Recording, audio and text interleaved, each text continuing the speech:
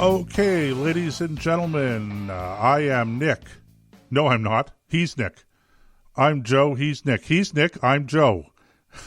And oh, good grief. And you're listening to the Nick and Joe Show. That would be the Joe and Nick Show on ThinkRadio.ca. Well, you know, we could edit that out, but hey, live radio, we're just gonna let it play out. So don't be confused if you pick this up here on Monday morning on the internet, on the podcast. This really is the Nick and Joe Show.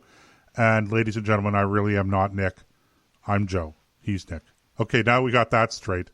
And now more importantly, now that we've convinced people that I have got that straight, because I did the same thing almost at the beginning of the show, Nick, an hour ago. At the beginning of segment number 1. It's really weird. You're a lot of things, Joseph, and consistent seems to be one of them. It's almost before. Remember when we used to have the combat zone and we played the introduction in that, and for the life of me, I could not get that introduction right. Even when I wrote it out, I'd read it wrong. I'd read it wrong. It's as though we're breathing something in, and you know, with all the talk of greenhouse gas emissions, et cetera, and we're going to get into that discussion in a minute. One wonders whether or not there's something that we're breathing that we could say is greenhouse gas emissions without giving credibility to the whole greenhouse gas emissions argument. Well, you know, it may be the same thing that our friend Yaniv, remember Yaniv? Yaniv. He's the guy that dresses up like a girl and is now wanting to sue the province of Ontario because he couldn't enter their beauty contest. I think maybe it might be a twinge of the same thing. Which is weird because I don't actually think that the government of Ontario runs a beauty contest. So well, it's just like, a problem. Okay, look, the guy's the basket case, and first of all, let's assume for a moment that they did and they let him run. If you think he's mad now, imagine if he came in last. Imagine if he came in first because of political correctness. Oh. Okay. So, ladies and gentlemen, look. Let's leave that aside. If you've listened to our show long enough, you know that we probably try to avoid too much local news stories because we actually have a pretty broad audience. We have an audience right across Canada, and in fact, every week we have listeners around the world. Shout out to our recently relocked down listeners in France and Germany. We have listeners in Australia. We have listeners in England. We have listeners, well, pretty much around the world. And so we prefer, if it's at all possible, to have larger stories. And in the next segment, we're going to talk a little bit about the presidential debate, which happened last week. And we're going to talk a little bit about the presidential election in the United States because people are interested. But today, right now, for this segment, we wanted to focus on something that is particularly funny and particularly disturbing at the same time. And it's a very local story, but it's one that I think is going to resonate with people, especially our listeners. And it has to do, by the way, on so many levels. It has to do with the City of Ottawa, where we're broadcasting from. The City of Ottawa, Canada's national capital, deciding that it has to have a climate change plan. A plan to fight climate change. A plan that will ensure that by the year 2050, the City of Ottawa has a net zero carbon dioxide or greenhouse gas emissions. Net zero greenhouse gas emissions, I guess, is the way I'm trying to say it, or the way to say it. I don't know. So anyway, look, a lot of municipalities, a lot of governments, state governments, city governments, countries, even private industries are jumped on this bandwagon. We have to save the planet. And, telegraphing a little bit about our discussion about the debate, last week, presidential candidate Joe Biden was talking about how we had experts saying we have maybe 7 or 8 or 9 years to turn this thing around. Of course, what happens 10 years from now if we haven't turned it around? I guess the world is going to come to an end. I don't know. People throw these things out crazy, but set that aside for a minute. The City of Ottawa came up with its climate change plan. And the plan, this was about 2 weeks ago, and the plan was costed. It was costed at $30 billion over the next 30 years. So the City of Ottawa planning to spend $30 billion over the next 30 years fighting climate change. Now, not going to make a difference to climate change.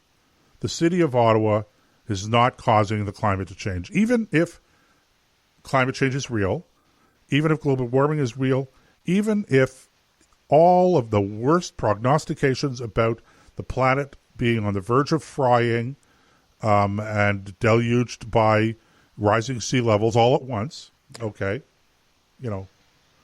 chew on that for a minute. So even if all of that's true, what we do in the City of Ottawa, as the City of Ottawa, is not going to make that much of a difference. I mean, we're a moderately sized city here, roughly 1 million people. Our total budget for 2020 was about $3.7 billion. So a relatively modest amount of money that we spend running the government in the City of Ottawa. All right. So let's not, I haven't even read the plan, to be honest with you. I don't even know what they costed. I wanted to. I thought, okay, wow, $30 billion over 30 years. That's a lot of money. I wonder what they're planning on doing. So, and then we got caught up in all kinds of other things, how life is, especially, with all of the COVID stuff going on. So we get caught up in other things. And to be honest with you, the whole story sort of slipped my mind until today, when I got a call today from our friend Mike Patton, who is the director of iRatepayers of Ottawa. And if you get a chance to check out that website and maybe join, that's iRatepayers, iRatepayers.ca. It's a good website. It's relatively new organization, and the whole idea to keep City Council accountable. So there's my free plug to Mike, who called me to tell me, Joseph, he said, you're not going to believe this. I said, what? He said, that plan that they came up with last week? And I said, yes. Yeah. He said, it was going to cost $30 billion. And I said, yeah. Well, and I still don't know what they could spend on $30 billion over 30 years. Of course, if you got the money, maybe you find ways to spend it. He said, what? It's been recosted. I said, oh, okay. What's the new cost? Are you ready for this? $57 billion. Now, I just let me repeat that. 57 billion with a B, as in baby, bravo, big, bold, $billion over 30 years. You forgot bizarre. Bizarre. Now, I started out by saying there are different ways that one could look at this. I cannot, in good conscience, critique the plan because I haven't read the plan. So I don't know what they're planning on spending $57 billion on, Joseph, over the next 3 years. This is one of those. But just hang, let me finish the point here, Nick, because this is the point I want to make here. I want to point out that whatever they're spending the money on, last week it was going to cost us $30 billion, and this week it's going to cost us almost double at $57 billion. And I'm thinking, what? How do you go from $30 billion to $57 billion in the same plan over the course of 1 week? And they haven't even adopted this plan, let alone started trying to implement it. So we haven't started even the talk about running into cost overruns, delays, and all of the stuff that comes with inefficient bureaucratic government. It's Okay, first of all, I can't say. I'm somebody call an ambulance. I think I'm having a stroke. An aneurysm, at least. Listen, Something. first of all, given the history of this particular municipality, I've been watching it now for the better part of 20 years. I have yet to see a program that came in on time and on budget that this city, any kind of major program, whether it's the light rail system, or whether it's Bob Shirelli's ZO train, or whether it's building bridges over the canal, or bridges to nowhere near the airport, or the Vimy Bridge in south end of Ottawa. Nothing they do ever comes close to what they said it was going to cost. Nothing. Well, Swan Shacks, you name it. I could run down a list as long as your arm, and there's nothing they do that is on time and on budget ever. So, if it's $30 or $57 billion, first of all, if it goes up 57 by almost half in a week, what's next week's number going to be? No, not up by half. It doubled. So, okay, sorry. Right. It almost doubled. You're right. But more than that, where are they going to get the money? Do they really want the same exodus in Ottawa or in this neck of the woods that they're seeing in California? You know, the hardest thing to find in California right now is a moving van. People can't leave that place fast enough because the taxes are through the roof. They have a lousy infrastructure electrically. The electrical system out there is causing all kinds of fires. It's a mess. And Ottawa seems to be determined to have the same result. They're not spending nearly enough money on physical infrastructure. It's all about something they have no control over when it comes to climate change, and they're going to drive people out of that city in droves because they won't be able to afford to live there. And think about this. If Ottawa's thinking this way, what about Hamilton? What about Windsor? What about Kenora? Well, maybe not Kenora, but the other major centers in the province. You think they're not thinking the same way? Well, come on. You show me a municipality that's not on board with the green plan, and I'll show you a municipality that doesn't exist. They're so deeply infected with this green virus, which is far more deadly than COVID is. It blows my mind. They're going to cost people livelihoods. They're going to drive the economy of not only the city but the province. What's left of it, this would kill what's left of the economy because nobody can afford this. And the socialists and the lefties who run these municipalities haven't figured out yet that there is no money tree.